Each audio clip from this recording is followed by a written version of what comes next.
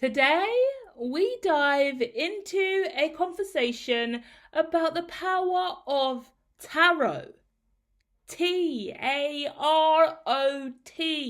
Is it good? Is it bad? Is it demonic? Is it angelic?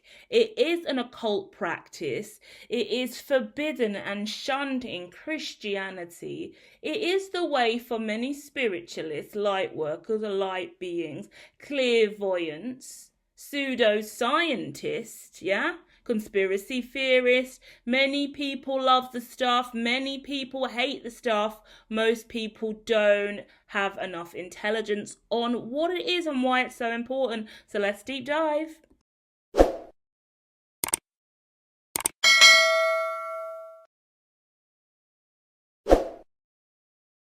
Art is more than an expression.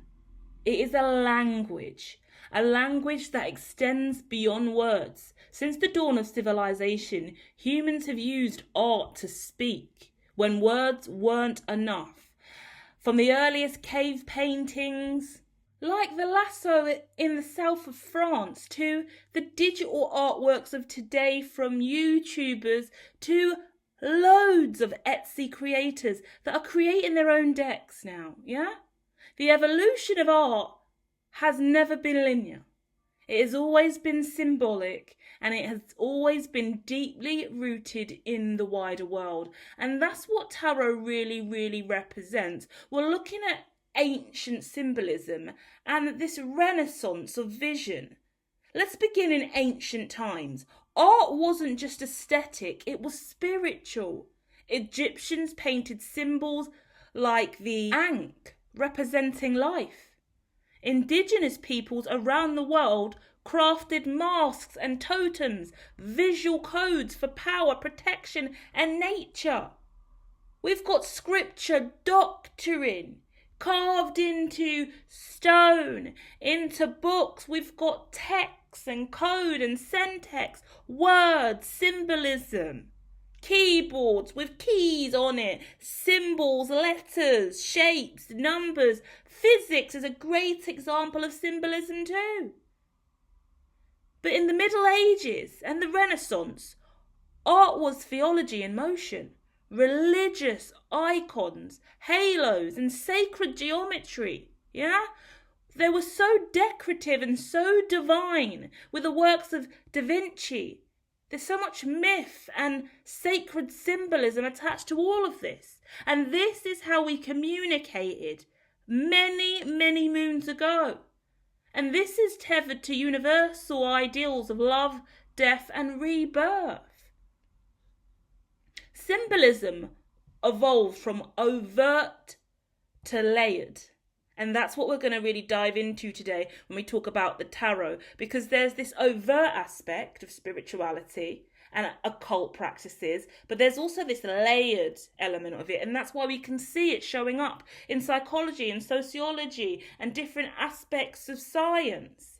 That's why physics and quantum mechanics and different formula presents itself with this alchemical undertone, because the layers are there, right? So we've had movements throughout history like Romanticism and Symbolism in the 19th century. They were all metaphors for this unconscious dream, this spiritual longing, and that's quite often attached to tarot, and that can often take a negative or positive turn, that longing, that foreboding, that need for answers, right? Art was no longer just for the elite.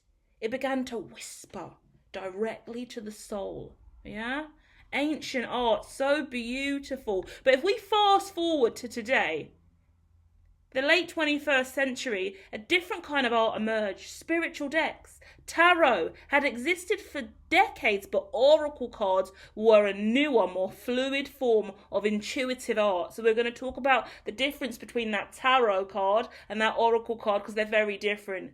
Some spiritualists will not touch tarot. No way. Refuse. They believe there's this jinx or negative or bad energy tethered to it. But they'll use oracles. So we'll discuss that, dive into that. And what you will see if you go onto Etsy, for example, Loads and loads of creators, loads of unique decks. The decks do not stop coming nowadays. But for me, when I first discovered tarot, it began with Doreen Virtue, one of the most recognizable figures in this space. Her angel decks filled with soft pastel imagery and celestial beings became a gateway for millions of us to step into spiritual self-reflection. Doreen's art wasn't just about the visual, it was about the energy.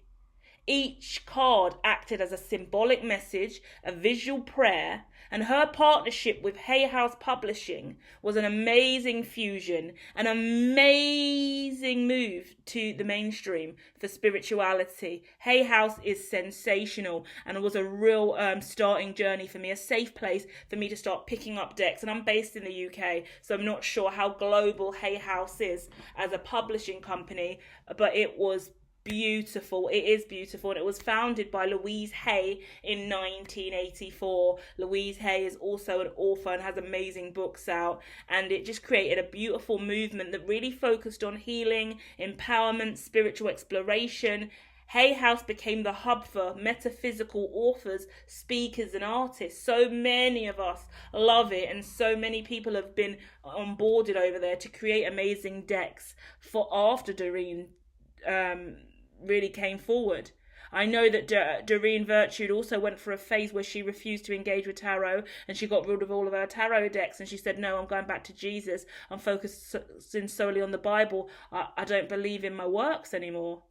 That was at a very interesting time. I feel like that was maybe 2018, early on. I haven't really dived into her life ever since. I don't know if she's still present or if her views have changed, but her decks still carry on, and she opened the gateway for many of us to find ourselves. I found Jesus and built a stronger relationship to God and the divine and archangels and deities, passed on loved ones, spirit guides, totem animals because of these decks that came from Doreen initially. Yeah?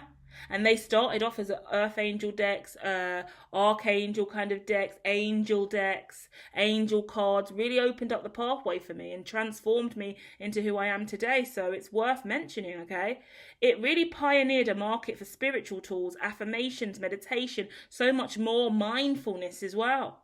Beautiful. And not only that, it really sits nicely in where we're going now, because we're in a period of space and time where there's this decentralized era.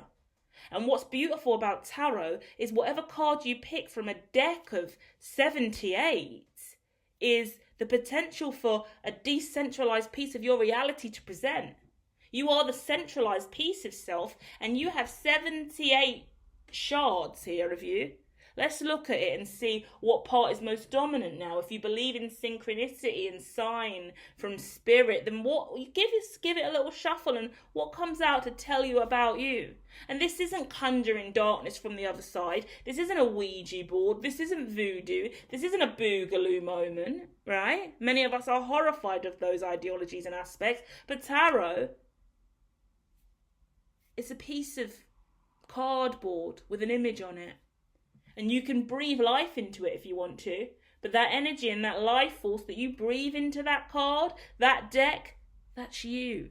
So if someone's scared of the experience, they're scared of your energy, your vibration, and what you bring to the field. What your force exudes in relation to that piece of cardboard you're using. It's card, guys. It's a card and a printed image. Let's scrape it back. That's all it is. But that's not all it is it?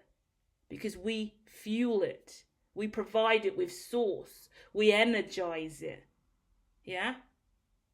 Beautiful, beautiful ideologies of spirituality. The fact that something so simple like a deck of cards can create so much turmoil in a collective speaks volumes about power, source, energy, oneness, spirituality, religion, faith, the other side.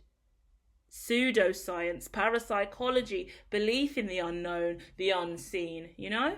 It opens up a portal, a wormhole of conversation here. Artists, once dependent on big publishers, now have YouTube and Etsy. Many of us dreamed of the day that we would get published in Louise Hay. For a long window of time, I really wanted to be published, not only in academic journals that were scientifically recognised, but I also wanted to be published preferably in Hay House. It was a big dream of mine. Now, I don't care.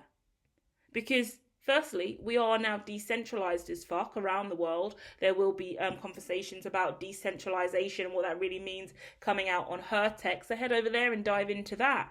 But we're more independent than ever, and we can all do our own things. The technology of today allows us to be independent, yeah?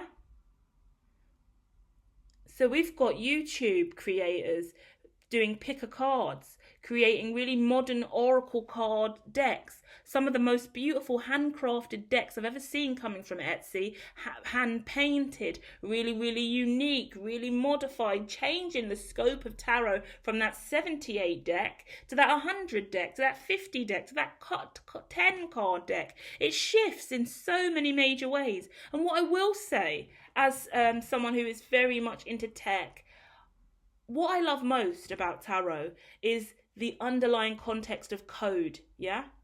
And encryption, yeah?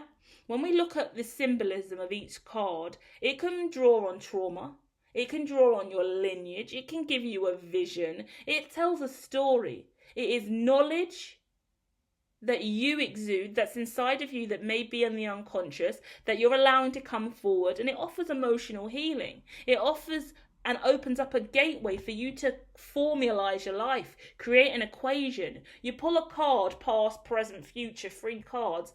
That's past plus present plus future equals whatever narrative you create because of that. That's formula. These are nodes and links and philosophy forming in the now moment because of your thought form and your desire to connect the dots of self.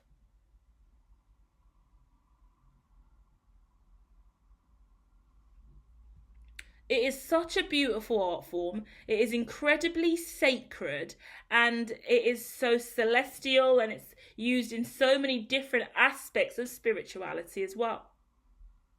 And it is simply a symbol of introspection that relates to everyday life. But what's beautiful about it, it opens up the portal for similarity and conversation, because we are all living in this one world, this planet called Earth. So we all share a communal language, and that's what's beautiful about it, because tarot has, like I said, 78 cards. 21 of those cards are actually 22 of those cards are actually majors. There's 21 listed in the major section, but one of them is registered as 0. That's the full card.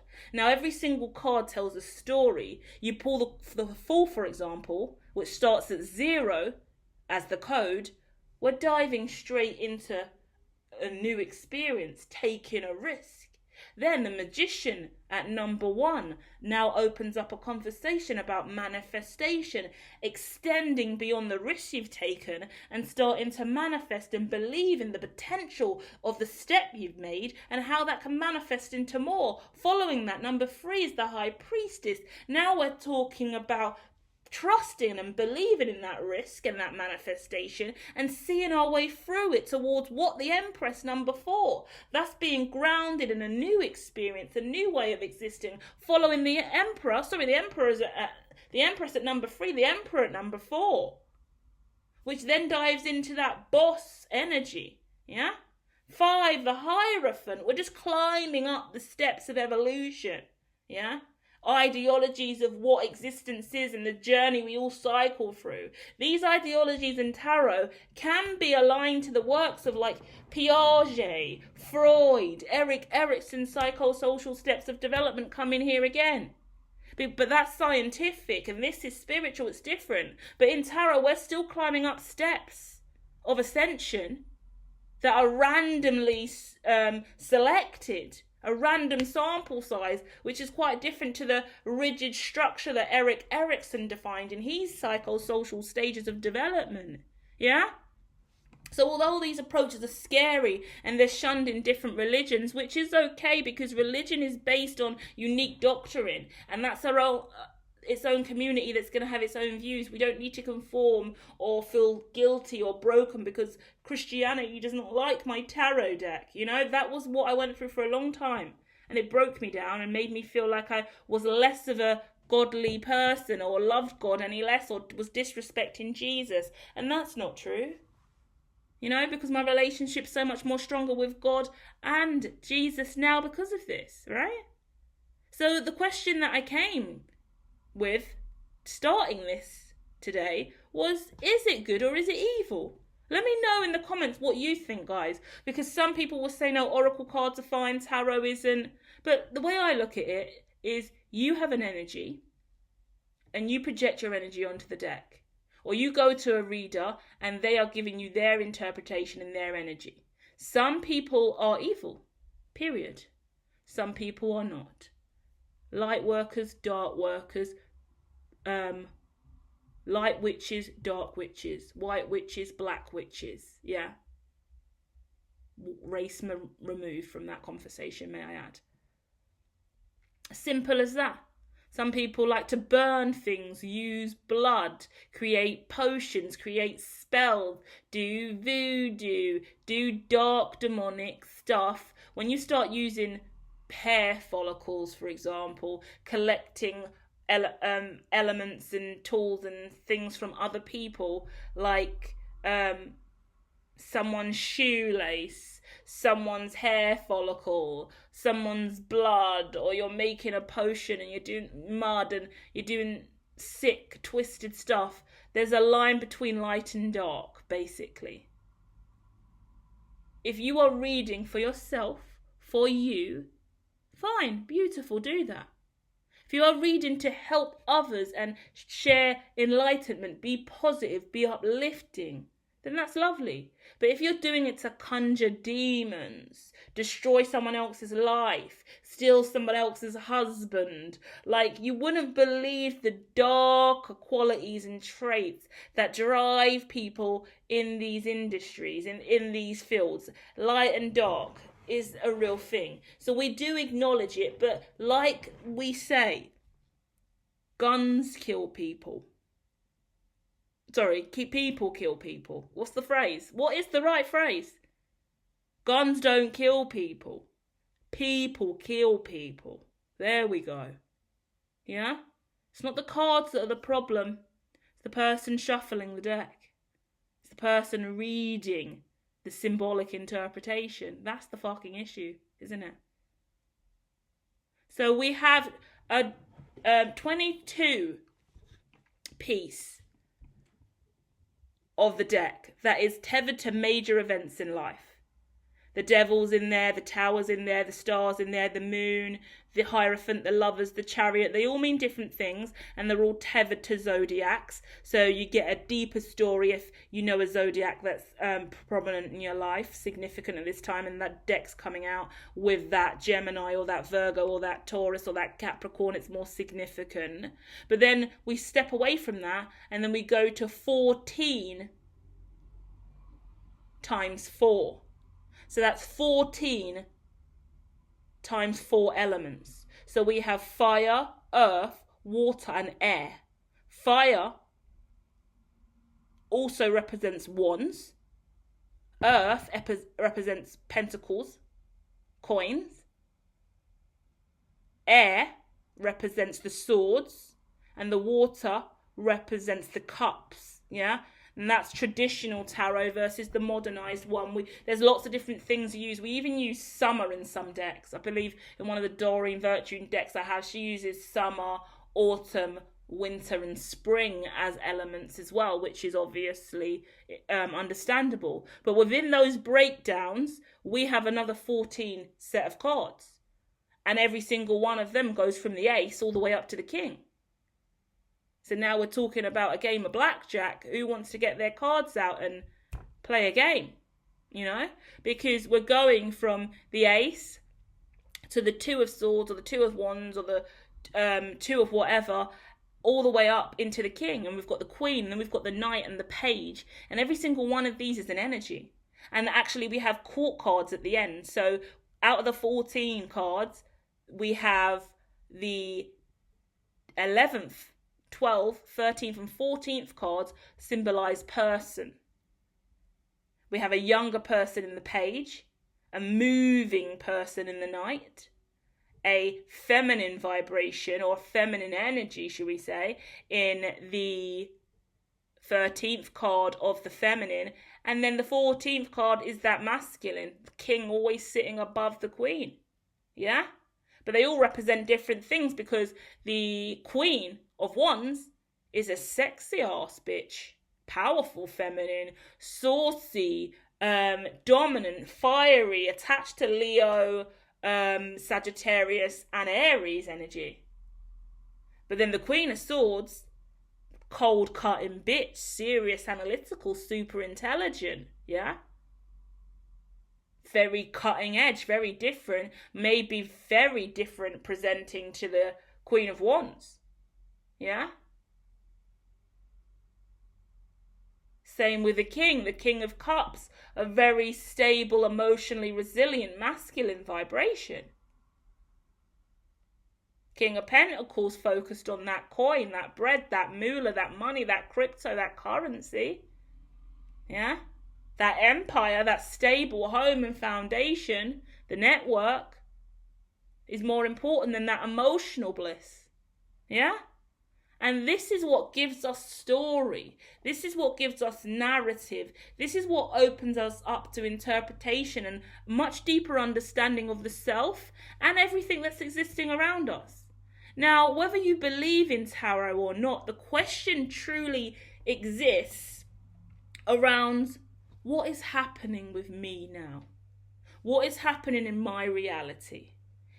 There is toxicity tethered to this, when you don't know how to internalize in healthy ways, because this is a therapy that you're taking on yourself. This is a unique self-reflection. So if you are sitting with the deck and you are in a relationship, a new relationship, and out comes the King of Wands, for example, fiery, sexy, masculine, little bit of a Lothario attached to the King of Wands energy, and then out comes the Seven of Swords in the present moment, and out comes the future card, Three of Swords. Fucking hell, this sexy King of Wands, fiery masculine, who women love, is currently lying in the present moment with the Seven of Swords, and it looks like we're going to break up and our relationship's going to come to an end in the future with the Three of Swords. Fucking hell. Nightmare. What's going on? I need to call my partner, find out where he is now. I need to put an air tag in his trainers or in his car just to see where he's going, see if he's lying to me. I need to hack all of his passwords and find out where he really is tonight. Yeah? The cycles we go on in the mind, it can be toxic once again. Tarot does not destroy people. People destroy people. Tarot does not analyze people. People analyze people.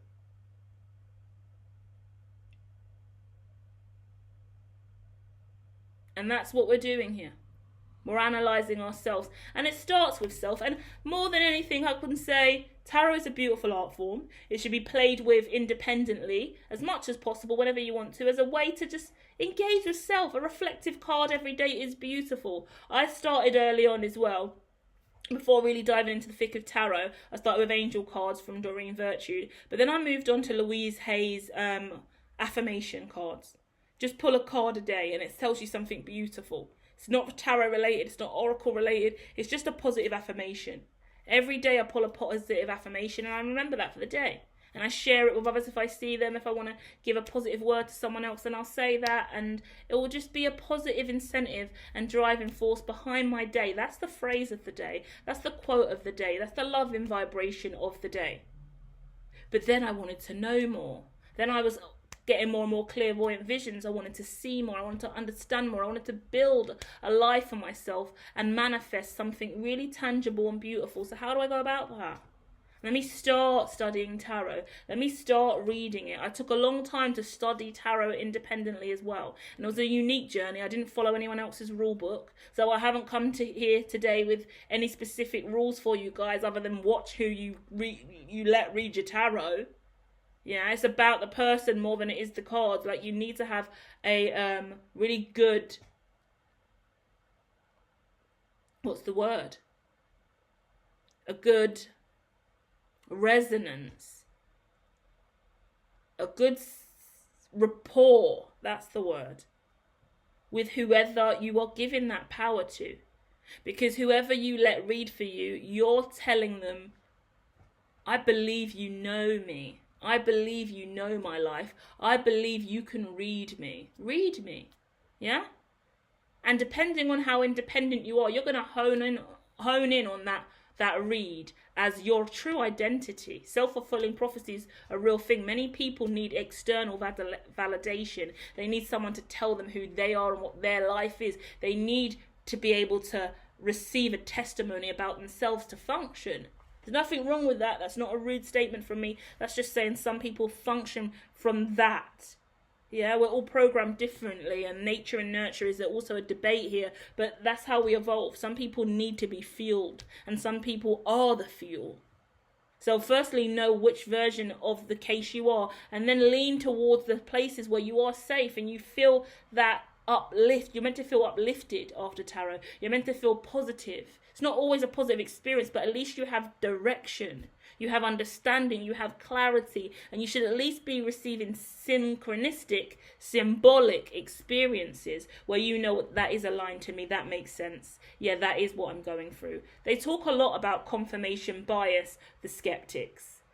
And echo chambers. Oh, that's just an echo chamber. That's just confirmation bias of what you already want. Well, that's a positive reinforcement then, yeah? Because self-fulfilling prophecy is a real thing. So if someone else who doesn't know me and hasn't had the ability to Google that or learn that from anyone else is supposedly offering me confirmation bias right now through that approach, then that's fucking working. So I'll eat that confirmation bias, thanks. That echo chamber stopped me from committing suicide last week. Not too bad. Not too bad. Yeah? A lot of conversation that we will be challenging in the future at Hermitology is all of that confirmation bias and all of that echo chamber talk. Because actually at the end of the day, when you're at your wit's end and you can't fucking carry on anymore, it may save your life. You don't need an echo chamber. You need to be independent and strong on your own. You need to hear the negative. Sometimes the negative is so loud it drowns out any other form of your existence. So you're going to need an echo of love and light for a little while, okay? Come over here. We're not shy. We'll echo love back to you. We're not going to use that as a far left or far right rhetoric of negativity. No, come here. You believe you're this? You believe you're that? Come here. That's exactly what you are. You deserve to believe in what you believe in. We're not going to strip you of belief. No, why would we do that? Why would we ever make you feel less than? Just because it's an echo that you don't need to be hearing. We love echoes over here. Yeah? Echo up the blood clot place. That's what we're saying today. Okay? Weird way to go today, but I just felt like I had to say something about tarot because it's important to hermitology. And it's been important to my journey as the hermitologist evolving. And without it, I wouldn't have been able to find my way. Sometimes I'm really, really lost in the mind. I'm very overactive. I'm very neuro. I grew up in school days, in adolescence, around the ages of 11, 12, 13, really using visual aids to analyse my emotions. So every time I got kicked out of class or I got in trouble in the day, I would get sent to the pastoral care room, and my mentor, she wouldn't really give me all the time because I was just too chatty and I was just too smart and full of stuff. So the others who were a lot slower and a lot more, I guess, just different neurally than me, I feel like she had a better rapport with them. But with me, she just went, just go and read, just go and look at the symbols, Louise, go, take this. And it was a very specific, I can't even remember what it is now, guys. Like, I should probably find that woman and ask her what on earth she was giving me, because it was a special book that I didn't really see anyone else use or out very often, but it was like a blue book, a binder, and it flipped through and you go through it and it was a sequencing of your mood and your somewhat of a story of what you were going through. That is the earliest symbolic interaction I had with that self-perception, that self-reflection, that deeper level of mindfulness, that bringing the unconscious to the forefront. And then all I had to do was just look at that for a little while and then tell her exactly what I was going on, or what cards were present, or what I had seen, and what symbolism, what the symbol of the day was for me. It wasn't presented as such, we didn't use it in that terminology, but that's really what it was. Understand what's going on with you using these visual aids, and then just create a brief monologue and let me know that. And that was enough for me sometimes. Just a minute for me to just conjure in the mind. Do you get that? I'm a young girl who goes to church all the time. I'm not even processing that that's conjuring in the mind, but it was conjuring a narrative of understanding that I was lacking, that was making me act out and lash out in other environments in the school. Yeah, it was a very, very healing technique, and it was what I needed. And it was amazing that she could also see that it wasn't her that I needed. It wasn't a specific approach or anything she had to do. She just had to give me a resource to help me utilize and better manage what was going on with me. A tool, a technique. And that is now tarot in adulthood for me. And that is really tethered to the techniques I've seen across all of education, with children with special educational needs. Yes, SEND. So special educational needs and disability. For me, studying in those fields, we use a lot of PECs, it's called. And it's visual calendars, the things that we make for each child with special educational needs, how we show them their day, because a lot of them are non-verbal. And when I started working in early years and working one-to-one with children with special needs, I started realizing, whoa, that was the same tool I was using in secondary school to manage my emotions when I got sent to the pastoral care office. And now these children that are non-verbal are using something similar every day to help them get through the day in mainstream schools, because a lot of the children I worked with weren't in special schools. Special schools are amazing if you can get a place in there, you know. But mainly children with special needs are stuck in mainstream education, underfunded, and some of them may not even have a statement, which means have an official diagnosis. But they're high functioning and neuro on the spectrum and absolutely struggling, and the teachers are, the staff are, and it's all over the news at this time. Labour are fighting the case. MP for the Department of Education all over it right now with the whole SEND stuff, and it really does come down to those visual aids and that much better understanding of symbolism, because a lot of children and young adults with ASD, ADHD, which we continue to diagnose more and more now, can be really soothed and supported through really light, mindful techniques that come through symbolism. Yeah? So I thought we were going to go down a deeper, more darker spiritual possession, voodoo, boogaloo, Ouija board route today, but we didn't even get anywhere near any of that stuff. We've come out clean. Is there anything else I should have covered that we didn't? Should we go down the darker sides of life? I was going to say the power of possession. Oh my good. Do you know what? Yeah, we will. We're going to come back and we're going to do some stuff. We'll talk about possession, and we'll talk about the history of it, different aspects of spirituality, darkness, paranormal experiments or paranormal experiences. But then we'll also talk about life as we know it and scientific disciplines of mental health and well-being. We'll find new ways to go. This is the last episode in the series that we've been doing of the power of. So we're going to take a break after this, and then we're going to create a whole new approach and come back with some more fun stuff. So I'll be back soon with more.